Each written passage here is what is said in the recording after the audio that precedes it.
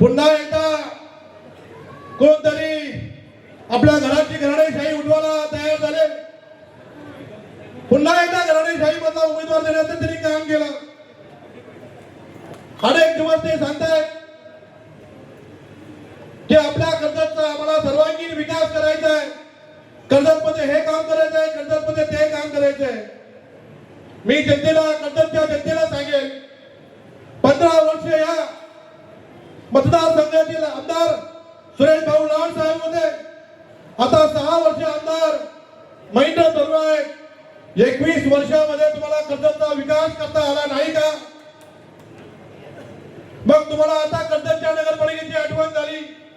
21 वर्षात तुम्हाला जर कर्जतचा विकास करता आला नाही आणि आता तुम्हाला जर कर्जतचा विकास करायचा असेल तर कर्जतची शुद्ध जनता तुम्हाला 2 तारखेला कोणाच्या हातात विकास केला पाहिजे आणि कोणी विकास केला पाहिजे यासाठी कर्जतची जनता अगदी शुद्ध आहे। ते शुद्ध जनता योग्य त्या उमेदवाराला मतदान करतील असा मला विश्वास आहे। आपल्या सर्वांना माहिती आहे कर्जतमध्ये मोठा पाण्याचा प्रश्न आहे। कोतवाल नगर असेल, अमराई असेल, अनेक वर्ष तिथे कमी दाबाचं पाणी येत आहे। सुवर्णाताईने 5 वर्ष या नगरपालिकेचं अगदी सुसज्ज काम केलं। सुवर्णाताईंचा कालावधी संपल्यानंतर तिथे प्रशासन आलं। प्रशासन आल्यानंतर इथले आमदार इथल्या मुख्य अधिकाऱ्याला बस म्हणजे बस, ऊट म्हणजे ऊट अशा पद्धतीने त्यांच्या बरोबर वागणूक करतायत। कुठल्याही विकास कामाचं धोरण नाही, कुठलाही विजन नाही। कर्जत तालुक्यामध्ये ट्रॅफिकची समस्या मोठी आहे, कर्जतमध्ये स्वच्छतेची समस्या मोठी आहे, आरोग्याची सुविधा समस्या मोठी आहे, महिलांसाठी स्वच्छता गृह सुद्धा कर्जतमध्ये नाही। 21 वर्ष असलेले यांचे आमदार 2-3 वर्ष यांच्याकडे नगरपालिका प्रशासक आहे। यांनी स्वतः यांच्या भाषाने आणि यांनी नगरपालिका चालवली हे आपल्या सर्वांना माहिती आहे। यांच्या माध्यमातून आपण जर पाहिलं असेल 4 फाट्यावर जर यायचं असेल तर 3-3 तास आपल्याला ट्रॅफिकचा प्रश्न होतोय।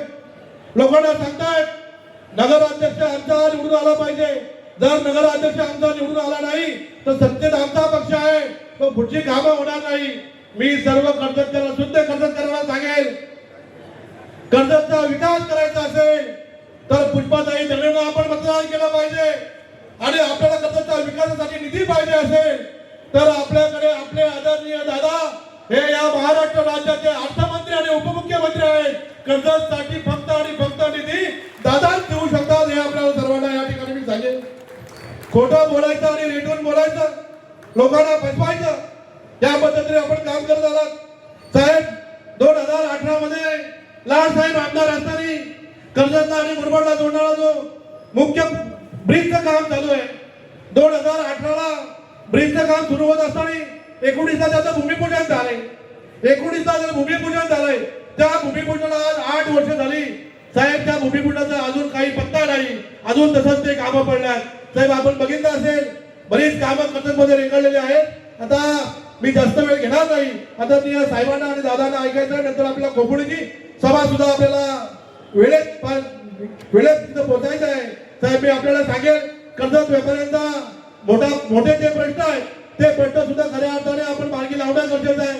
कर्जतमध्ये सर्व एक्सप्रेस गाड्या कर्जतमध्ये पूर्वीपासून थांबत होत्या आणि कोविडच्या काळापासून त्या एक्सप्रेसच्या गाड्या थांबायच्या बंद झाल्यात।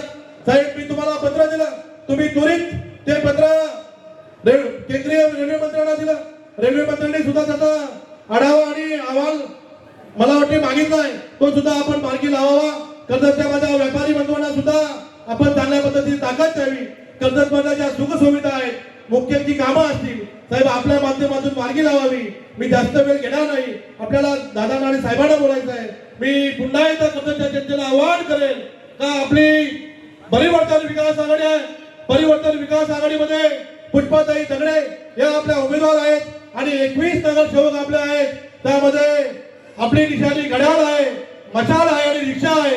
या तिन्ही चिन्हावर आपण शुद्ध कर्जतची शुद्ध जनतेने बहुमत देऊन प्रचंड मताने आपल्या अध्यक्षाला आणि 21 उमेदवारांना निवडून आणावं असे आपल्याला मी एक आवाहन करतो आणि सांगतो।